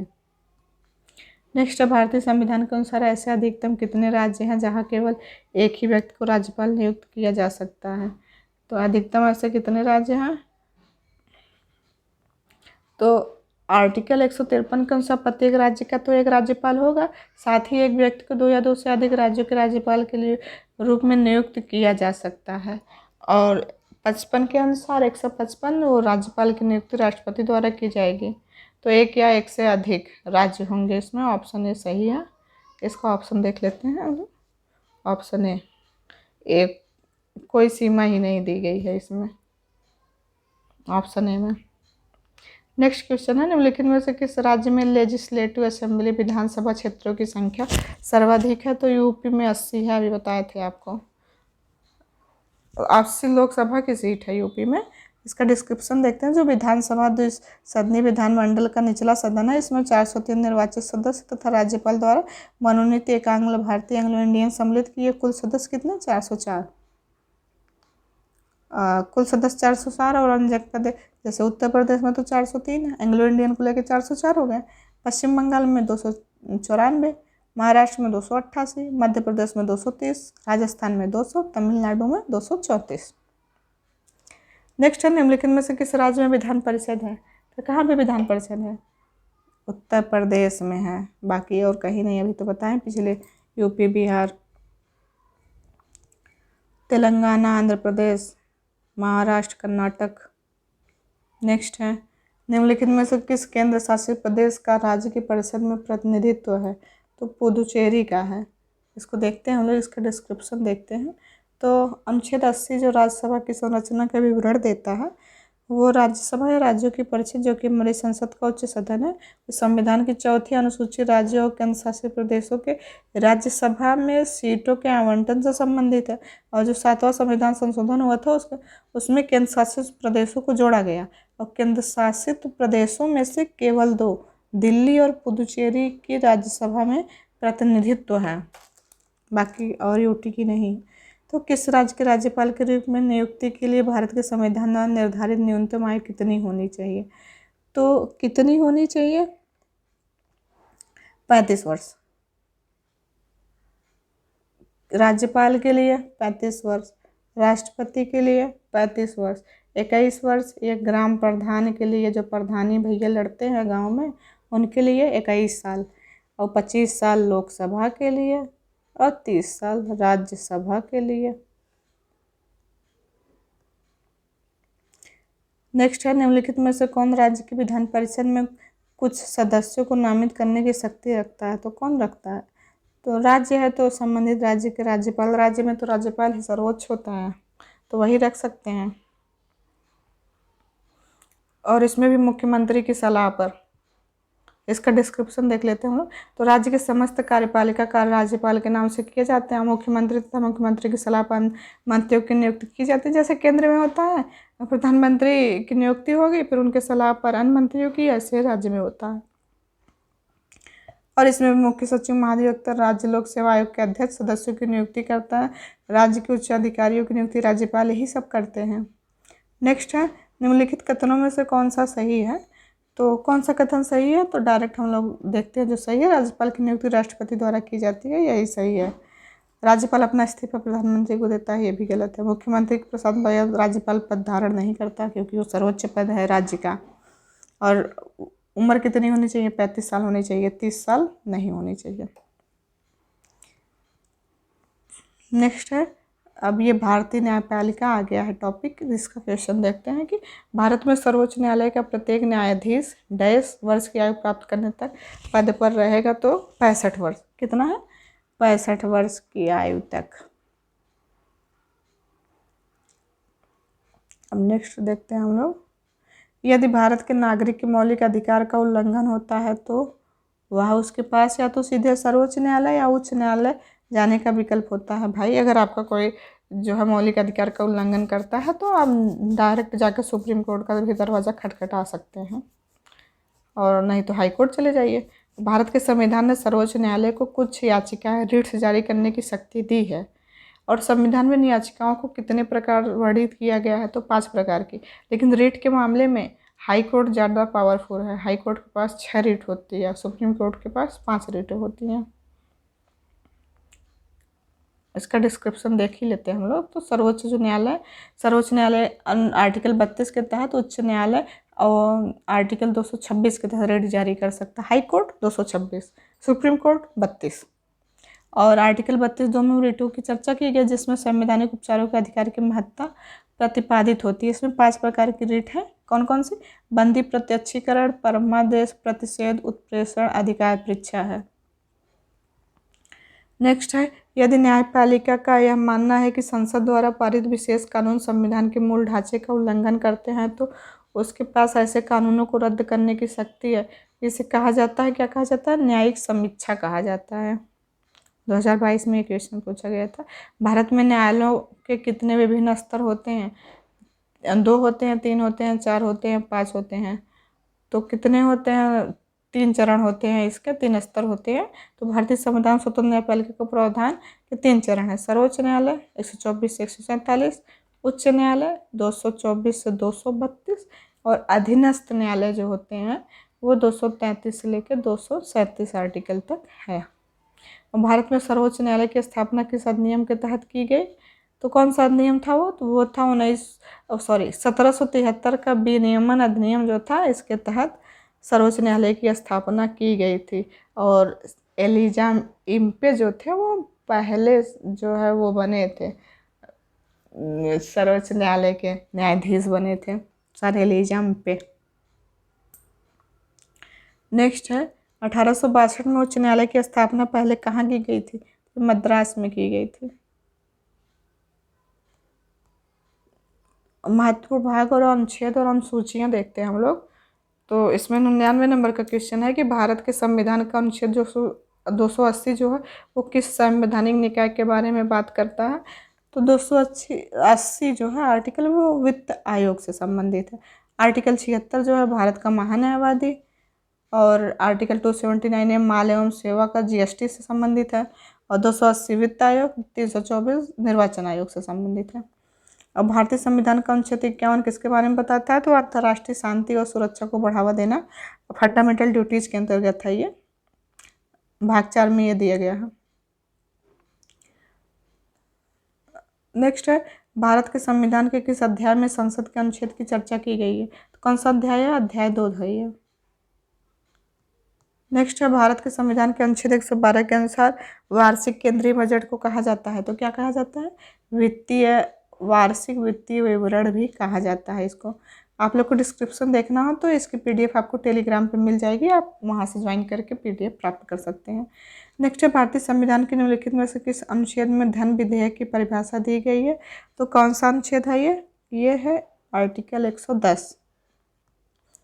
नेक्स्ट है, भारतीय संविधान का जो आर्टिकल 23 और 24 है किस मौलिक अधिकार से संबंधित है? तो ये शोषण के विरुद्ध अधिकार से संबंधित है। नेक्स्ट है, भारतीय संविधान में राज्य के निर्देशक सिद्धांतों के तहत निम्नलिखित में से किस अनुच्छेद में ग्राम पंचायतों के संगठन का प्रावधान है? ये अनुच्छेद 40 है, ये बहुत पूछा जाता है। और नेक्स्ट है, भारतीय संविधान का कौन सा अनुच्छेद भाषण और अभिव्यक्ति की स्वतंत्रता का अधिकार को परिभाषित करता है? तो आर्टिकल 19 वाक एवं अभिव्यक्ति की स्वतंत्रता दी गई है इसमें।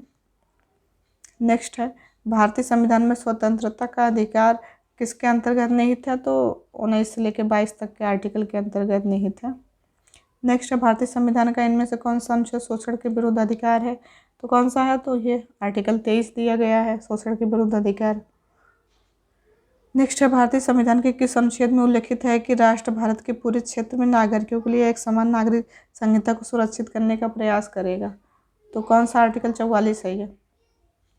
समान नागरिक संहिता, यूनिफॉर्म सिविल कोड 44 है, और ये सबसे पहले गोवा में जारी हुआ है, गोवा में लागू है।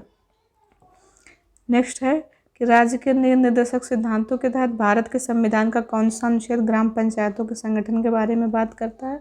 ग्राम पंचायत मतलब हो जाता है आर्टिकल 40, जहाँ ग्राम पंचायत देखिए आंख बंद करके आर्टिकल 40 लगाइए। और जो है पंचायतों का गठन का प्रावधान 40 में है, जो बलवंत राय मेहता समिति सिफारिश पर 2 अक्टूबर 1959 को राजस्थान के नागौर जिले से पंचायती राज का शुभारंभ जो प्रथम प्रधानमंत्री जवाहरलाल नेहरू द्वारा किया गया था, और 73वां संविधान संशोधन अधिनियम 1992 द्वारा पंचायतों को संवैधानिक दर्जा दिया गया। नेक्स्ट है कि संविधान के भाग 6 के अनुच्छेद राज्य विधानमंडल के घटकों से संबंधित है। तो आर्टिकल कितना है?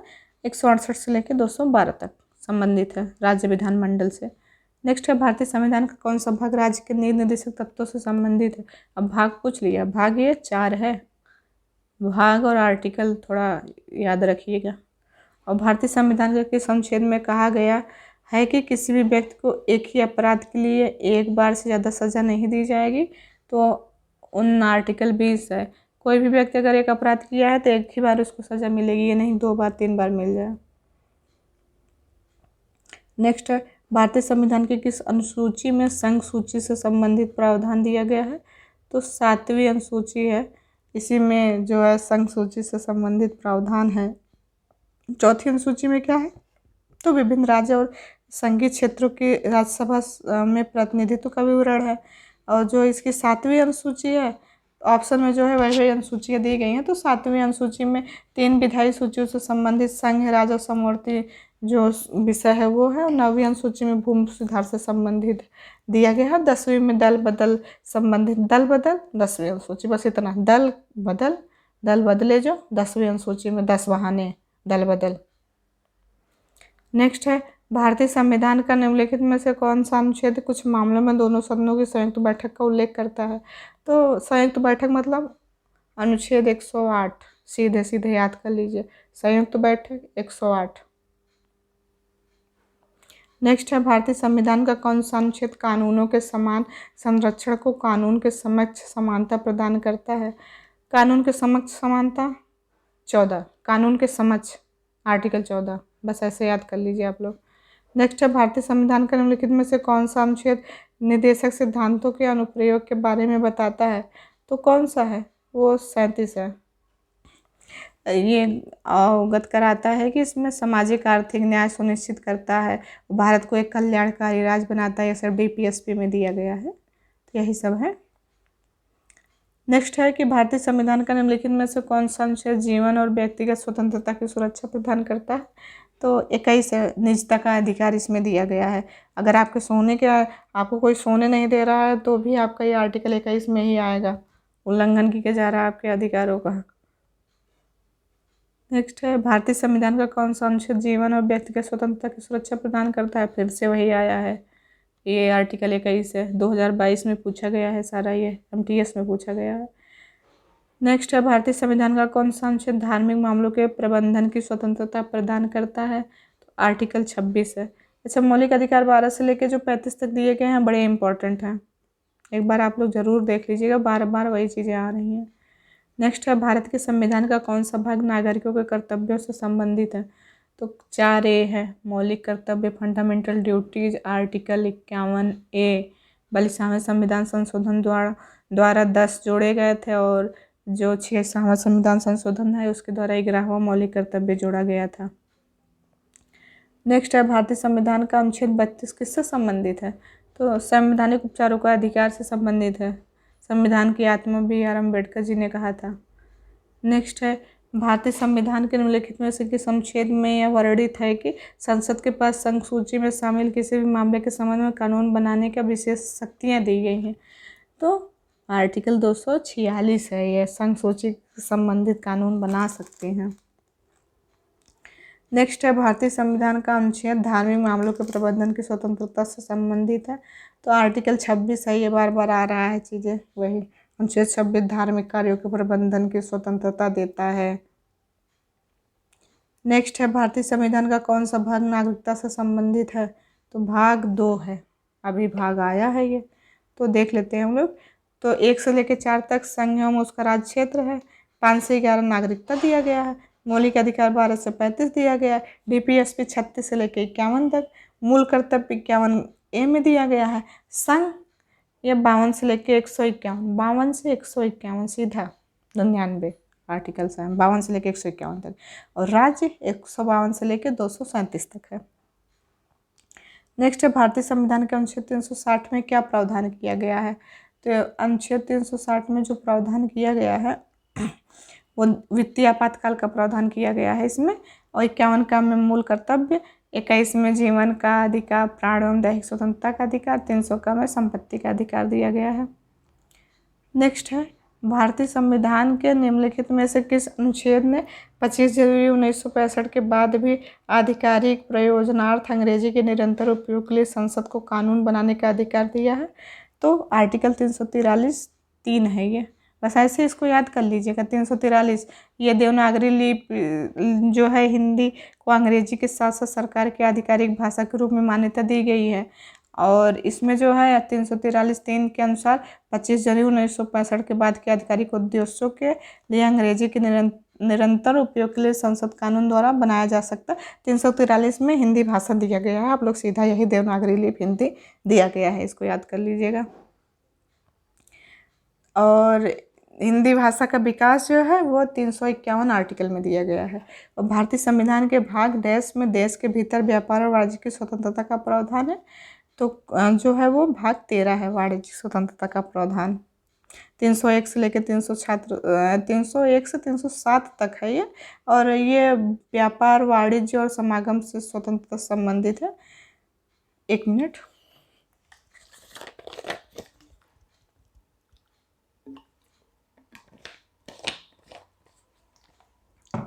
नेक्स्ट है, भारतीय संविधान के निम्नलिखित में से कौन सा अनुच्छेद हमें धन विधेयक का विवरण देता है? तो कौन सा अनुच्छेद है? वो 110 है, धन विधेयक से संबंधित है ये। और इसमें राज्यसभा मात्र 14 दिन के लिए प्रस्तुत किया जाता है। इसको धन विधेयक केवल लोकसभा में प्रस्तुत होता है। और भारतीय संविधान का कौन सा अनुच्छेद है यह घोषणा करता है कि भारतीय संविधान 1950 के लागू होने से पहले के भाग 3 से असंगत सभी कानून शून्य माने जाएंगे? तो भाई कौन सा अनुच्छेद है ये? यह अनुच्छेद 13 के माध्यम से ऐसे किसी कानून बनाने से संसद और राज्य विधानसभाओं पर प्रतिबंध लगाता है जो नागरिकों को प्रदत्त मौलिक अधिकारों में कटौती करता है और उनसे वंचित करता है। इसके प्रावधान मौलिक अधिकारों की सुरक्षा सुनिश्चित करने हेतु और ऐसे किसी भी कानून को शून्य घोषित करता है और मौलिक अधिकारों की अवमानना करते हैं या इसके साथ असंगत हो जाता है। नेक्स्ट है कि भारत के संविधान का कौन सा भाग है जो केंद्र एवं राज्य के बीच संबंधों से संबंधित है? तो कौन सा भाग है ये?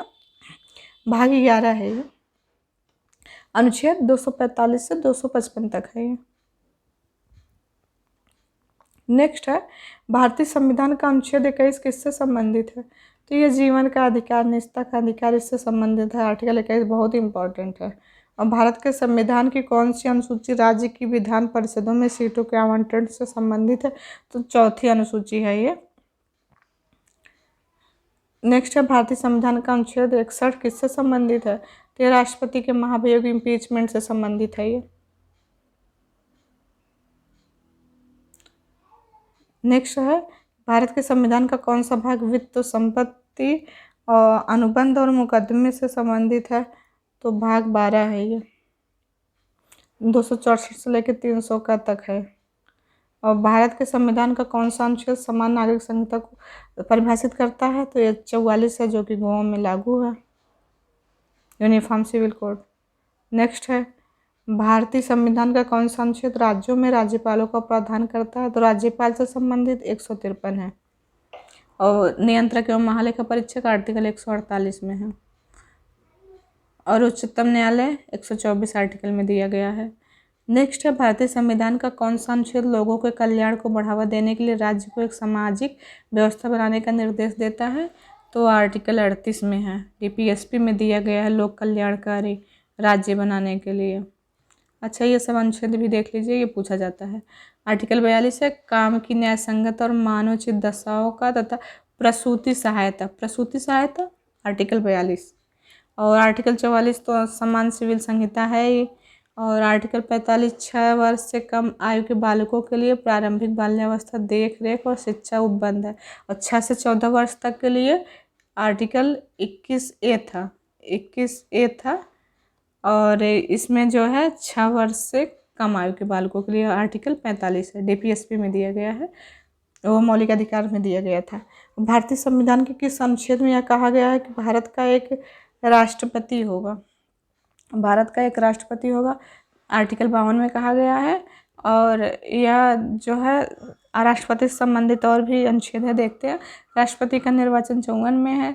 राष्ट्रपति के निर्वाचन की जो रीत है 55। 56 में पदावधि है राष्ट्रपति की।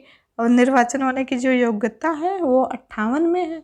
59 में राष्ट्रपति पद के लिए जो शर्तें हैं वो दी गई है। नेक्स्ट है, भारतीय संविधान के निम्नलिखित अनुच्छेदों में से किसमें भारत में संघ और राज्य लोक सेवा आयोग के कर्तव्यों और कार्यों का वर्णन है?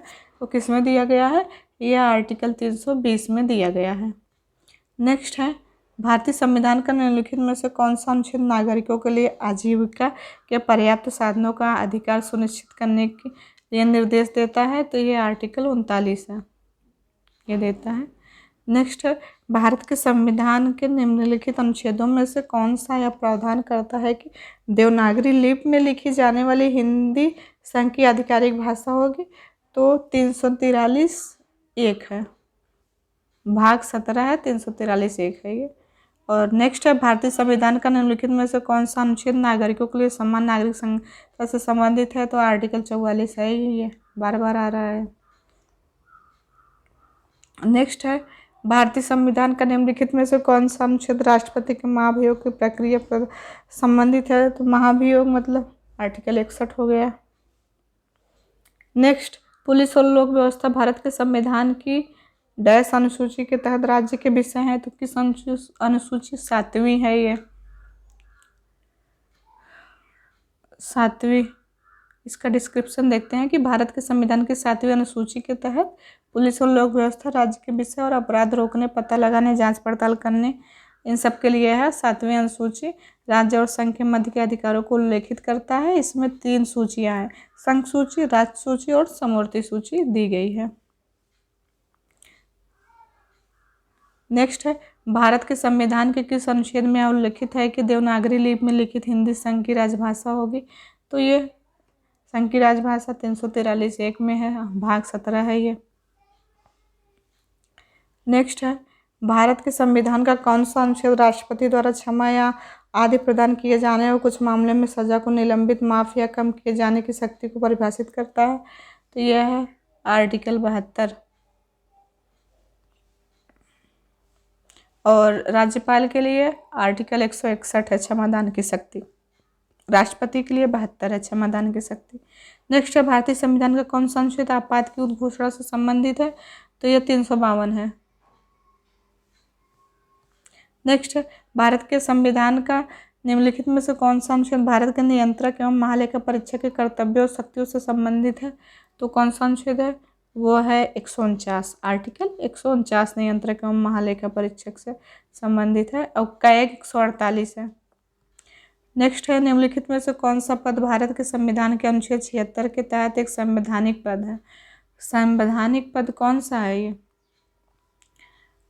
ये जो है महान्यायवादी जो पद होता है, आर्टिकल 76 में दिया गया है। कि इस पद का प्रावधान संवैधानिक किया गया है और ये राष्ट्रपति द्वारा सरकार की सलाह पर इनकी नियुक्ति की जाती है। और भारत के जो महान्यायाधीश होते हैं सर्वोच्च न्यायालय के केंद्र सरकार का प्रतिनिधित्व करने वाले प्रमुख वकील होते हैं।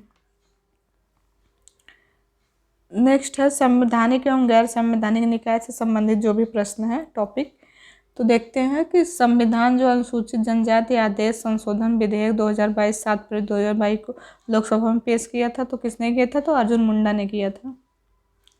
नेक्स्ट, भारतीय संविधान की प्रस्तावना में पहली बार संशोधन किस वर्ष हुआ था, तो 1976 में हुआ था 42वां संविधान संशोधन, और जिसमें समाजवादी पंथनिरपेक्ष अखंडता को जोड़ा गया था, और इसी को मिनी संविधान मिनी कॉन्स्टिट्यूशन कहा जाता है 42वें संविधान संशोधन को।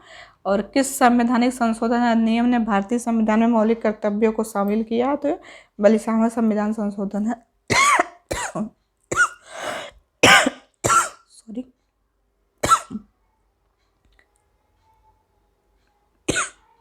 एक मिनट।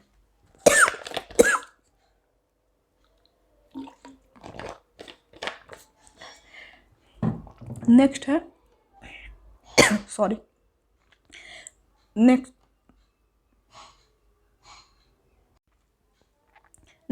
निम्नलिखित में से किस संवैधानिक संशोधन ने दादर नगर और हवेली को केंद्र शासित प्रदेश के रूप में भारत संघ में शामिल किया था, तो कौन सा था, वो था 10वां। ऑप्शन बी इसका सही है।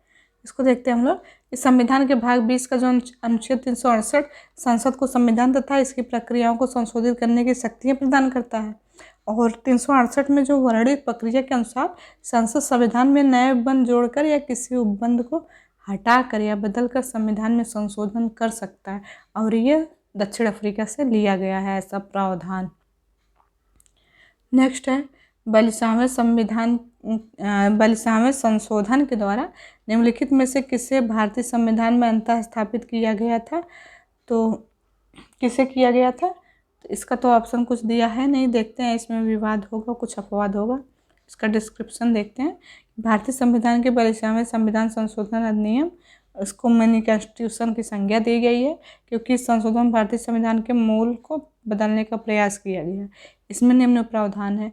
प्रस्तावना में 3 नए शब्द तो जोड़े गए थे, समाजवादी पंथ निरपेक्ष और अखंडता, और 3 नए DPSP थे जोड़े गए थे जो कि अनुच्छेद 39 का है, 43 का है और 48 का है, और मूल कर्तव्यों को भी 42वें संविधान संशोधन के माध्यम से स्वर्ण सिंह समिति की सिफारिश के आधार पर जोड़ा गया था। और 86वां संविधान संशोधन 2002 में जो हुआ था, इसमें 11वां मूल कर्तव्य भी जोड़ा गया था 51 आर्टिकल 51 का में। नेक्स्ट है भारतीय संविधान का भाग डैश संविधान संशोधन से संबंधित है, तो 20वां भाग जो है वो संविधान संशोधन से संबंधित है। इसका सी ऑप्शन सही है। नेक्स्ट है भारतीय संसद ने डैश वर्ष में नागरिकता संशोधन विधेयक पारित किया था, तो किस वर्ष किया था, ऑप्शन बी सही है, 2019 में तो किया था, बड़ा विवाद हुआ था। नेक्स्ट है भारतीय संविधान में संविधान के संशोधन का प्रस्ताव किस देश के संविधान से लिया गया, दक्षिण अफ्रीका से लिया गया, अभी बताएं आपको। किससे किससे क्या लिया गया है, इसको आप लोग एक बार ऐसे वीडियो को पॉज करके पढ़ लीजिएगा, वीडियो ऐसे बहुत लंबी हो जा रही है। नेक्स्ट है वर्ष 1960 में महाराष्ट्र और डैश का गठन करके बम्बई राज्य का भाषाई आधार पर विभाजन कर दिया गया था, तो बम्बई से महाराष्ट्र का तो गुजरात से ही किया जाएगा। नेक्स्ट है भारतीय संविधान सभा ने किस वर्ष भारत के संविधान के अनुच्छेद 370 को अंगीकार किया, जिससे जम्मू कश्मीर के लिए विशेष दर्जा और आंतरिक स्वायत्तता सुनिश्चित की गई, तो 1949 में किया था ये, अभी तो हटाया गया है 2019 में। नेक्स्ट है पंचायती राज संस्थाओं को निम्नलिखित में से किस संविधान संशोधन द्वारा संवैधानिक दर्जा मिला है, तो यह 73वां संविधान संशोधन जो हुआ था 1992 में, इसके द्वारा संवैधानिक दर्जा दिया गया है।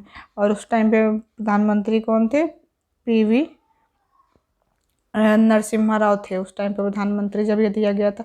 अच्छा किस आर्टिकल में है ये, तो 243 अनुच्छेद 243 में दिया गया है, भाग 9 में दिया गया है, 243 का से लेके 243 तक ये दिया गया है। नेक्स्ट है पंजाब पुनर्गठन अधिनियम 1966 की निम्नलिखित में से किस धारा में चंडीगढ़ को केंद्र शासित प्रदेश के रूप में परिभाषित किया गया था? धारा 4 में किया गया था।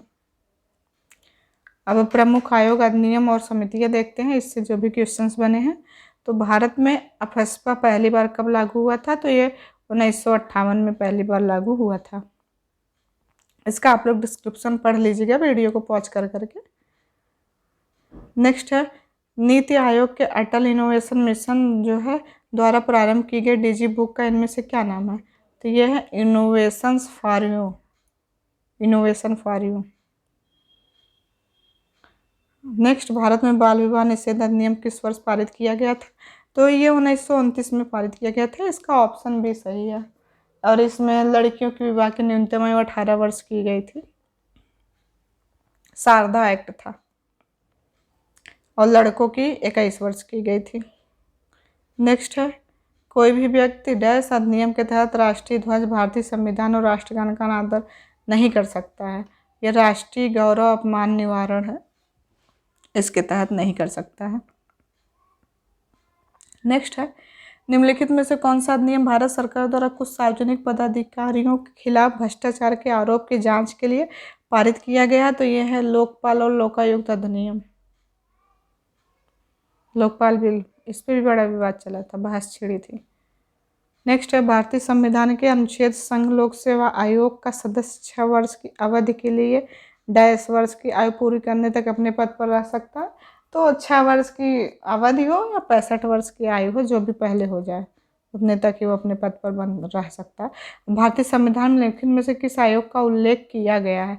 तो कौन सा आयोग है जिसका उल्लेख किया गया है? संघ लोक सेवा आयोग है, इसका उल्लेख किया गया है।